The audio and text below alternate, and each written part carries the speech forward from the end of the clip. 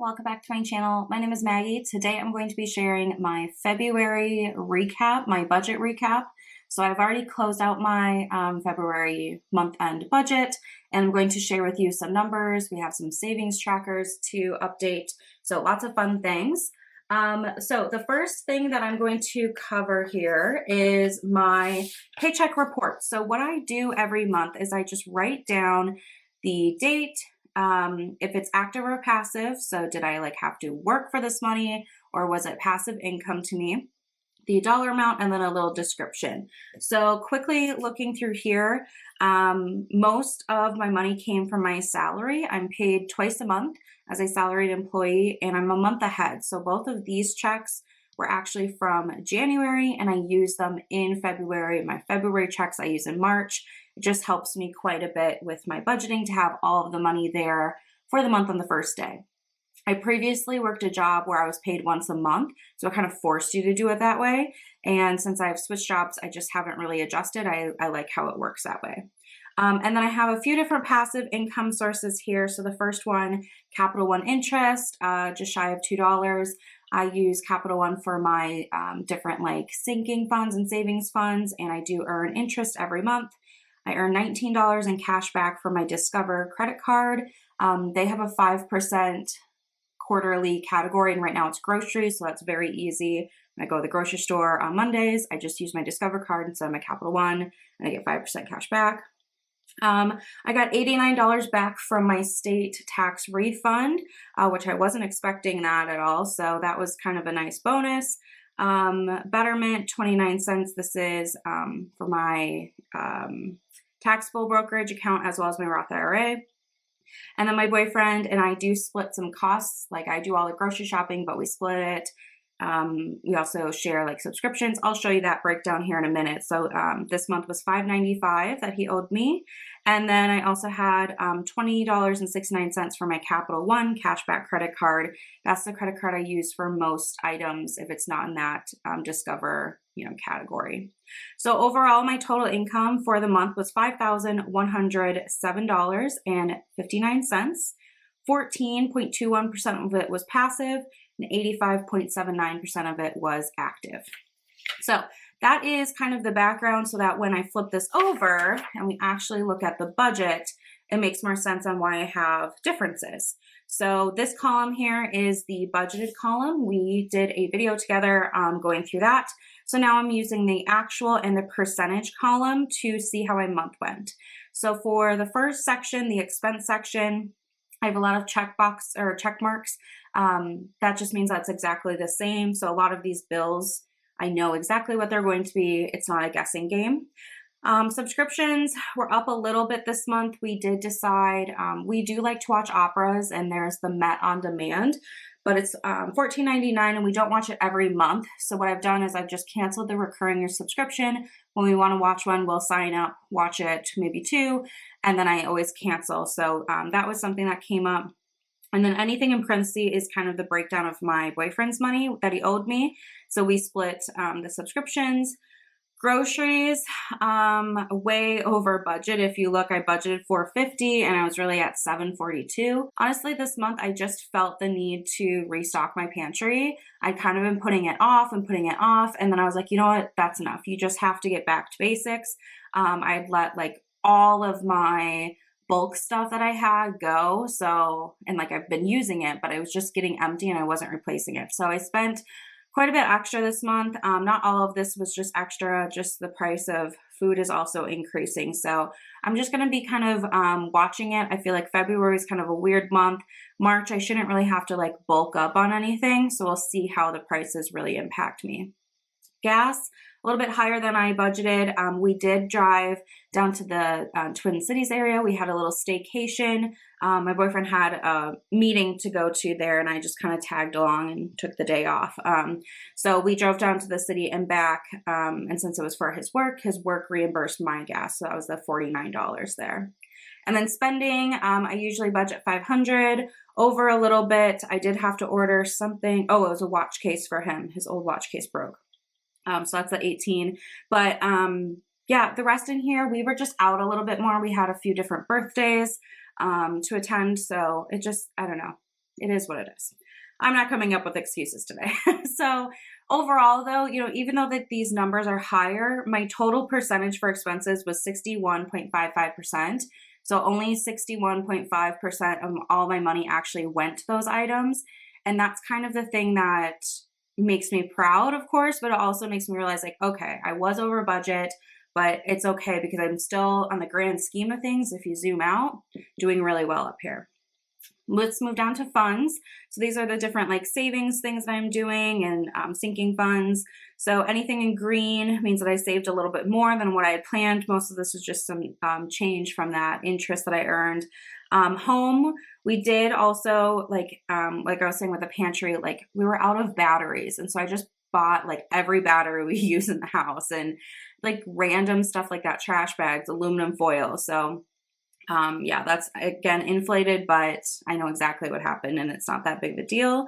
And still was able to put some extra towards my emergency fund. So just under 35.99. So basically 36% of my money went to this section of my budget. And then at the very bottom, I have investing, just that earned interest and dividends here for kind of the difference, and 2.45% of my budget went to post-tax investing. I do have like a 401k and an HSA that I invest, but that's, before my check. So anyway, that is how February went for my actual budget. Let's do a little sinking fund update, shall we? Okay, so these are some of the sinking funds that I wanted to make note of, and I'm sharing with you. So first one, annual. Overall, I have an arrow if it's up or down from last month. Part of the reason you have sinking funds is eventually to spend it, right? Like if you have, for example, a Christmas sinking fund, you're saving it up, and then in November, December, you're going to spend it. That's the whole purpose. So it's okay if some things are up and down. The first half of the year for me, I really don't have a lot of stuff going on for like vacation or gifts. So those are going to be building on itself. But most of my annual bills come out in the first half. So we'll just see how that fluctuates. Anyway, annual, I had to pay a fee to file my taxes and prepare those. Minko is up. I did buy him some wet food and some litter this month. Vacation overall up. We did have a little staycation in downtown Minneapolis. We went to our favorite steakhouse, Manny's, and stayed at the W. It was great. So I paid, my boyfriend paid for dinner and I paid for like drinks and whatever else that we were doing. No purchases out of beauty or gifts this month. Opportunity is up. I did have the opportunity to buy some Girl Scout cookies from a girl in town that was selling them.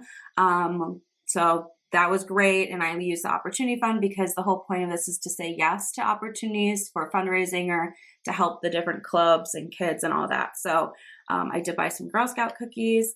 And then home, again, randomly stocked up batteries, medicine. Oh yeah, I forgot we got like more over-the-counter medicine. Yeah, just random stuff, but that is okay. Okay, so for the savings rate section here, I calculate this every month and we'll do just a little bit of math. And it has a few different variables. So the first one here, $1,192.11. This is the difference if I take the balance of all of my different bank accounts, right? Add them up at the end of the month. So I'm comparing the end of February, what I just closed, minus what it was at the end of January.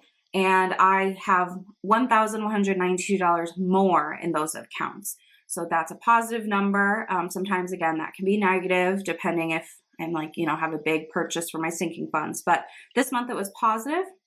So that's the first one, is looking at how much your, accounts have changed.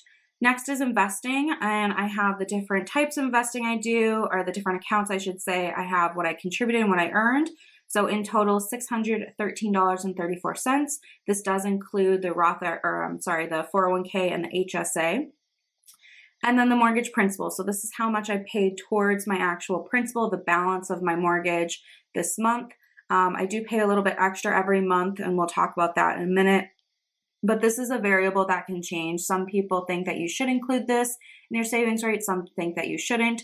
So I do two calculations, which we'll see just in a second. And then the total income. So you need to know what your denominator is. This is what you're going to divide by. So I have that take-home income that we just looked at, the 5107.59. But I need to add the 401k and the HSA back in because I'm including it as investing in money that I saved up here. So I need to include those back in so that the total number that I'm dividing by is accurate. So that's that $5,595.64. So at the very bottom here, I have my calculations. Let me just grab my phone and we can do the math together. 1192.11 plus 613.34 plus 359.39. That equals $2,164.84.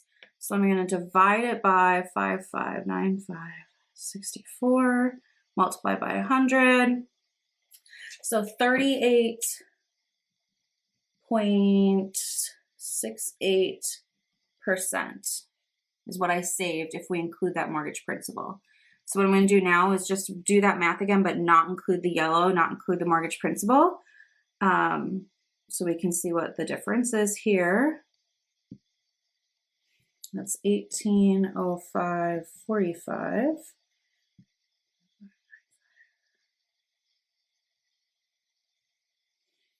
32.26. So depending on what your school of thought is for the mortgage, if it should be included or not, either way, I'm saving at least 32% of my total income, which is awesome.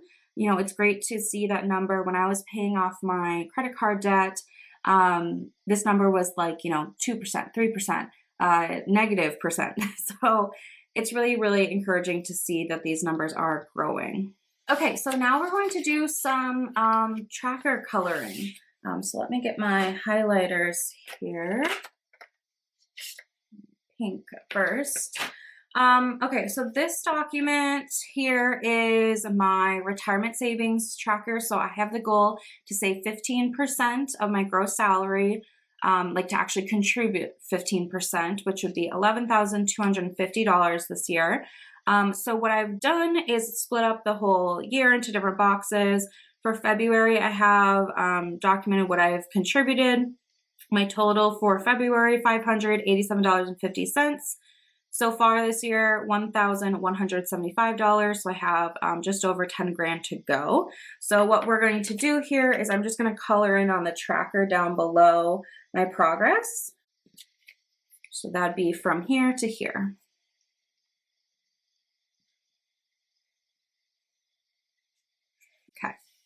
So it's not, a lot every time, but it's going to creep along. After I finish my emergency fund, I'll be putting a lot more money towards my retirement goals. Speaking of emergency fund, this is my big goal. Any extra money I have is going towards saving my emergency fund. I track it in percentages with you. So if I look at my back here, in January, I was at 60.45% of the way, being fully funded. February, I'm at 69.51%. So super close to 70%, but not quite there. So this is what I'm going to be coloring in on my tracker. I did already mark where I'm going to color to. So I'm going to do this full, the rest of the circle in here. And then I'll just speed this piece up for you really quickly. Okay, so we are making our way across. It's very exciting to see that there's only a few left. We'll see how the next few months go. And the last item I have is my mortgage amortization schedule. So like I said before, I do pay extra towards my mortgage every single month. I've done this since I've had my mortgage. And I bought my house in, was it April? Or was it May? I think it was April of 2018. But it was like end of the month, beginning of the month, fuzzy. But anyway, so this month I have written in, here is what I was supposed to pay in interest. Here's what I actually paid. So I am definitely below that, which is awesome to see. Here's what I was supposed to pay in principal. I actually paid way over that, which is great. This is what my balance should have been, but because I've been paying extra for a few years now, this is my actual balance. So what we're going to do today is highlight off how many months, forward I am. So I only highlight if I've surpassed the number. So I'm currently at 144,964. That is definitely lower than 145, so I can highlight this one. 144,964 is also lower than 991, so I can do 2. But not quite 707. 964 is above 707. So I was able to highlight 2 today, which is great. Very encouraging to see. And now we can count. I am 13 months ahead just because I've been making one extra payment, which is so crazy. Really, really great to see that kind of snowballing on itself. You can save a lot of money in interest if you pay extra. I took my entire balance, so without the escrow, I don't have PMI, but if you had PMI, so just truly the principal and interest payment, that will give you a total. So mine with just those 2 items is $752.28. I divide it by 12 because I pay my mortgage monthly, and that's $62.69 a month. So that's how much extra I have to pay every month to make one extra payment. And I feel like that's very reasonable. $62.69, like that's not as scary as I thought it was going to be. So that's how I do the whole month ahead thing. Okay, let's wrap up with my overview sheet. So here I have just some things that we've already talked about. So here's that total income, passive 14.21%, which is fantastic for me. Non-salary 725.79, just trying to keep track of that more. Here's a summary of the different percentages from my budget. Savings rate recalculated, emergency fund we talked through, net worth change. I do calculate my net worth at the end of every month, and I look at what the change is month over month. And this month it was increased by 1.28%. So that's really nice to see. There's that mortgage balance we just colored in. I have paid off 9.39% of my mortgage loan, and I own 27.51% of my house. And then I have some reflections. So let's talk through these. So I have some positives and some not so positives. First one, I was able to send an extra $60 to my emergency fund, which is fabulous. My February goal was to send $50 extra, so I did surpass that. I wanted to have my expenses below 62%. Mine were at 61.55, so I definitely skirted by, but I was able to do it, which was great to see. I also had a goal that my Valentine's celebration with my boyfriend should be $50 or less. We ended up staying home. I cooked dinner, a new recipe. It was so good. It was like this goat cheese pasta. Oh, it was really rich, but really good. And then we also had a bottle of champagne. So those together were $45. I already had the champagne, but I just looked up what that price would have been. And then I also stocked up our pantry with the necessities. This, it was a little bit more expensive this month. I do like having stuff in my pantry that I can just make meals. Like if I can't make it to the grocery store, or if we're sick or something happens where we just need to stay home, I know I've got meals on hand and it's not like a week-to-week thing. So that was great. I was over budget in a few different categories, and I was kind of getting sucked into the market volatility with the stock market and everything, and I had to take a step back. Remember, my investing accounts are going to go up and down. That's how the stock market typically works. But on the long term, right, like a lot of my accounts are retirement accounts. I'm not going to use those for quite a while. So it's okay if they're down. It's not the end of the world. So I just had to stop checking them as frequently. Goals for March. First one, I would like to at least send an extra $50 to my emergency fund. So that's $50 on top of what I budgeted. I would love to reach 80% emergency fund completion. I think that's a little bit of a stretch. We're just shy of 70%. So like a 10% growth would be quite a bit, but I want to set that stretch goal. I'd like to try to have my expenses at 62% or less again. And I'd also like to stay within my grocery budget this month. I don't really want to be going over. And the last thing is kind of more of a reminder, but I do need to, at the end of March, kind of take time to go through my quarterly progress towards my annual goals. That is it for me and my February budget.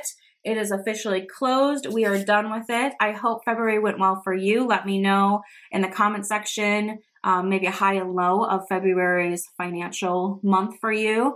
I'd love to hear from you, but that's going to be it for me today. Thanks for watching, and I'll see you in my next one. Bye.